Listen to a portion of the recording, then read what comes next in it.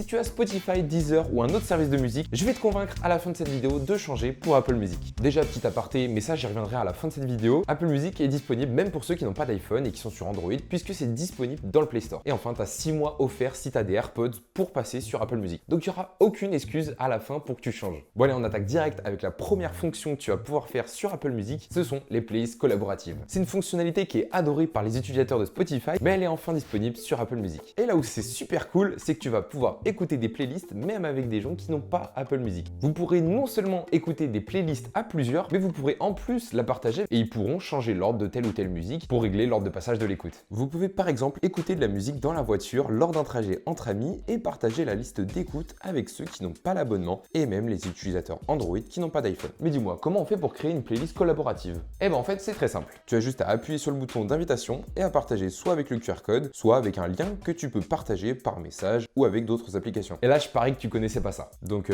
n'hésite pas, tu mets un petit like. La deuxième fonction, c'est pour faire des soirées un petit peu karaoké. En tout cas, c'est pour écouter de la musique tout en enlevant les paroles du chanteur.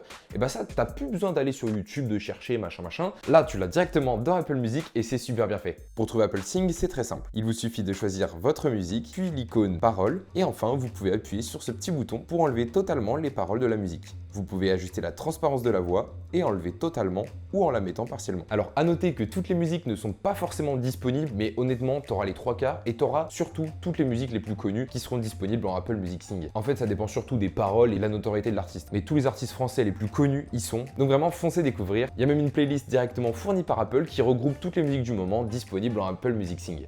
Troisième fonction qui est trop cool sur Apple Music, c'est directement de mettre des musiques en favorites. Là aussi, c'est une fonction plutôt basique, mais très efficace. Tu vas pouvoir mettre une petite étoile sur la musique que tu vas adorer et celle-ci se mettra directement dans la playlist des favorites. Mais ce que ça va changer, c'est que ça va améliorer complètement tes recommandations, donc tu auras plus de musique basée sur celles que tu as aimées et moins sur celles que tu n'aimes pas. Petit conseil pour ne pas remplir votre librairie, par défaut les musiques que vous allez mettre en favori vont se mettre dans votre librairie, ce qui peut vite devenir le bazar. Pour désactiver tout ça, rendez-vous dans Réglages, puis sur Apple Music et vous décochez Ajouter les favoris. Dans votre librairie, vous pouvez retrouver une musique ou les trier en ajustant les filtres et notamment l'icône favori. Et donc ces favorites, tu vas pouvoir les mettre sur des albums, sur des artistes ou évidemment sur des musiques. Alors là, c'est pas une astuce ni une fonctionnalité, c'est tout simplement un fait. Apple Music a une qualité de son bien au-dessus de ses concurrents. Pourquoi? Parce que tout simplement, sur Apple Music, tu as le format lossless. Mais déjà, qu'est-ce que ça veut dire? Le lossless, c'est tout simplement que tu n'as pas de perte de qualité audio. Donc en fait, si tu as des super bons écouteurs, tu vas avoir une qualité de son vraiment incroyable et tu verras une grosse différence. Sur Apple Music, tu as aussi l'audio spatial, donc ça c'est encore mieux. C'est tout simplement du Dolby Atmos, comme tu peux l'avoir au cinéma, ça va être du son en 360. Et donc ces deux formats-là font vraiment d'Apple Music quelque chose de vraiment qualitatif à écouter,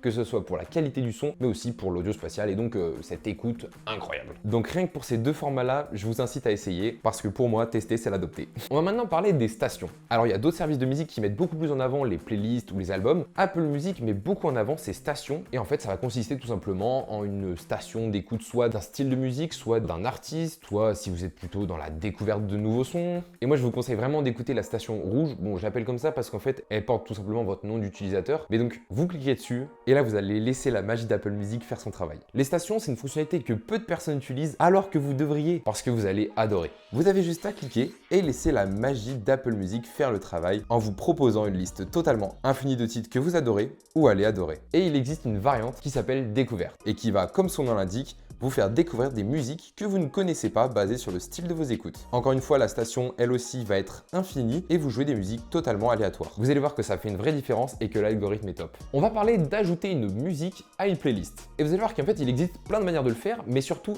une manière qui est vraiment incroyable. Les utilisateurs de Spotify connaissent, et donc vous avez la même chose sur Apple Music. Vous allez pouvoir ajouter des musiques à une playlist directement en bas de celle-ci. Ça existait sur Spotify, c'est très pratique et ça vous suggère des sons basés sur le style de votre playlist. Si vous avez des playlists classées par style et par ambiance, vous pouvez en ajouter directement en appuyant sur le petit plus juste ici. Et si vous n'aimez pas les recommandations, vous pouvez actualiser comme ceci et vous aurez 5 nouvelles musiques. Là, c'est une astuce qui permet d'avoir des statistiques d'écoute. Les utilisateurs de Spotify le connaissent sous le nom de Spotify Wrapped, mais vous aurez la même chose sur Apple Music, sauf que la différence c'est que c'est disponible tous les mois. Il n'y aura pas besoin d'attendre de la fin de l'année. Dans les faits, vous pourrez découvrir votre nombre de minutes d'écoute, le nombre d'artistes que vous avez écoutés avec leur classement en durée d'écoute. Vous allez aussi avoir vos classements d'albums, vos trophées, etc.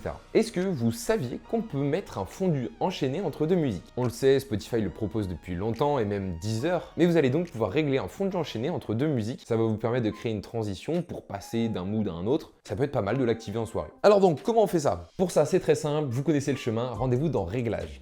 Apple Music et vous allez directement cocher la fonction fondu enchaîné. A noter que comme le précise Apple, le fondu ne s'appliquera pas si vous écoutez la musique avec AirPlay, comme avec un HomePod ou sur une télé par exemple. Alors là maintenant, je vais utiliser mes derniers arguments pour vous convaincre. Déjà, je peux commencer par le prix. Les prix commencent à seulement 5,99 € par mois pour le tarif étudiant et 10,99 € pour l'abonnement individuel. Et il existe aussi une formule famille à 16,99 € que vous pouvez partager donc à 6 personnes. Donc si on divise pour une famille moyenne de 4 personnes, ça revient seulement à 4,24 €. En plus, comme je le disais dans l'intro, vous allez avoir 6 mois d'Apple Music offerts pour l'achat d'un HomePod ou même d'AirPods. Apple Music, c'est disponible même pour ceux qui n'ont pas d'iPhone puisque c'est installable dans le Play Store de Google, donc ça marchera pareil. Donc que tu aies un Samsung ou un iPhone, tu pourras avoir Apple Music. Ensuite, il y a Apple qui est en train de travailler sur une fonction qui va permettre de transférer directement ses playlists de Spotify vers Apple Music. Et Apple Music reste de loin la plateforme où vous aurez le plus de musique disponible parce qu'on retrouve notamment celles qui ont été bannies sur les autres pour les paroles et même des artistes qui mettent en avant leurs albums ou des EP en avant-première sur Apple Music. Alors pour le nombre de morceaux, Apple Music a dépassé les 100 millions de titres en septembre 2022 contre 80 millions pour Spotify un an après, donc en octobre 2023. Et ça vous intéresse peut-être moins, mais ça reste important, Apple Music rémunère 2 fois mieux les artistes que Spotify. Alors voilà, si j'ai pas réussi à vous convaincre, bah je sais plus quoi faire. Dites-moi dans les commentaires à quelle plateforme de musique vous êtes abonné et surtout dites-moi pourquoi. Votre avis m'intéresse et mettez un petit like et